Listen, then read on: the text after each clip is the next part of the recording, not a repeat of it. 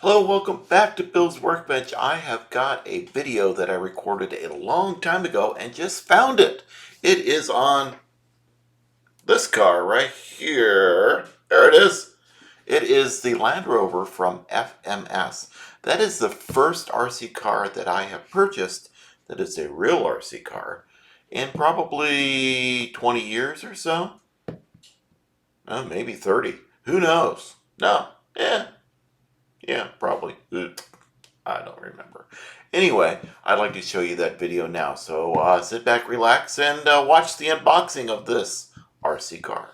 I have a unboxing of something new, something I'm interested in. I used to do RC stuff a long time ago, back in the original RC10 days, and I thought I'd get back into it. So I went and purchased a Land Rover rock crawler from FMS. Oh, look at that, there's a book all about it, so we'll look at that. But let's get to the model.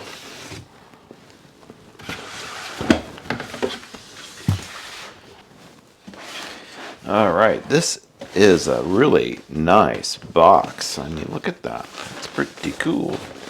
Looks like this part has to come off. We'll do that.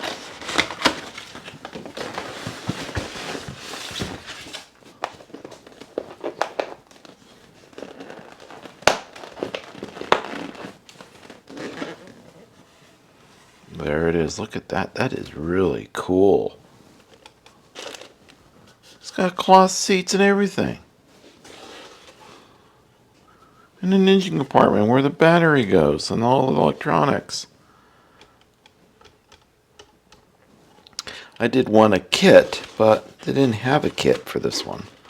They only had this ready to run model. Well, that's okay. We're ready to run. Get all the parts out here. A screwdriver. Nice. Charger and got a controller.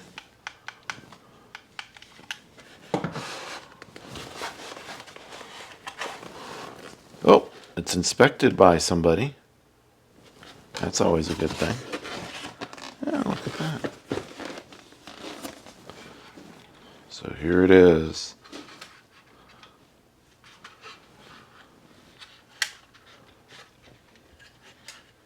Look at that.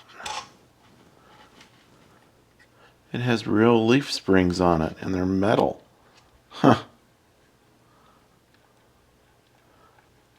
This has gone way and beyond what I expected.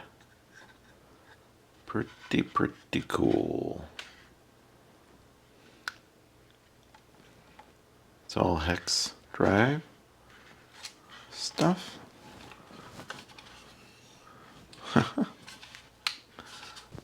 Now let me get some detailed photos of this thing. We'll talk about it. Alright, so what's included in the kit? In the kit you get the model itself. You get a transmitter with all the cool little trims and things like that. It is a 4-channel transmitter. You get a full top. You get a half top, if that's what they're called. You get a windshield to put on, and we'll put that on in a second. You get a charger that plugs into a USB port. You get a screwdriver, a wrench set to unwrench things, and 4 screws that screw on the top. So let's put it all together. I'm going to make this thing a half top is what I'm going to do. Shield so installed. let's get this together. I'm going to install the windshield, but I don't want to bend it in there. I just want to place it in there because I don't want to stress the plastic at all. So what we're going to do is unscrew this guy a little bit. Pop that out. And then we can place this windshield in here without stressing it out or stressing me out. So that's an easy win. Now I have one of the screws in the back here, and that was not an easy win. Those are difficult to do, and we've got 4 screws to do. You only use the top 2 or the front 2 if you're going to be using the half top like I am. You would use all 4, or probably just the back 2, because these are such a pain to put in the full top. Once you put the top on, you can't get it back in the box. You got to take the top off to get it back in the box. The included screwdriver doesn't work well with these screws right here. So what you have to do, or what I did, is I took this old screwdriver that I had and I ground the tip down a little bit so that it now fits in there and it'll screw in. You want to magnetize it, and then you got to put it in that little hole right there, as the video shows. So with it magnetized and you can see the hole, you gently place it through and into the hole and tighten her up. Luckily, the hole is in such a way that the screw doesn't come out. And then you can put your top on.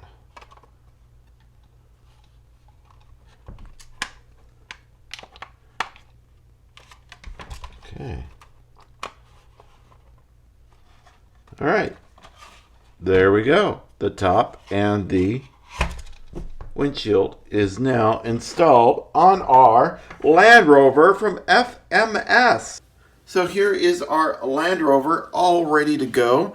I have the windshield installed. I've got the top installed.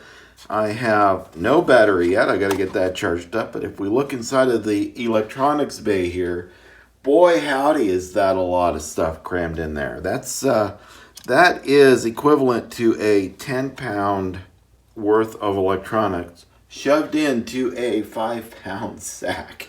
Yeah. So with that said, I'm not going to do anything to this Land Rover. I'm going to leave it the way it is. I think it is, well, it's not perfect. It's pretty close to perfect the way it is. Yeah, I'm going to leave it the way it is. I'm just going to enjoy it the way it is. And yeah, I'll use my other crawlers to play around with and to learn how to make more capable crawlers. This one, I think it's more of a model. It's more of a trail truck.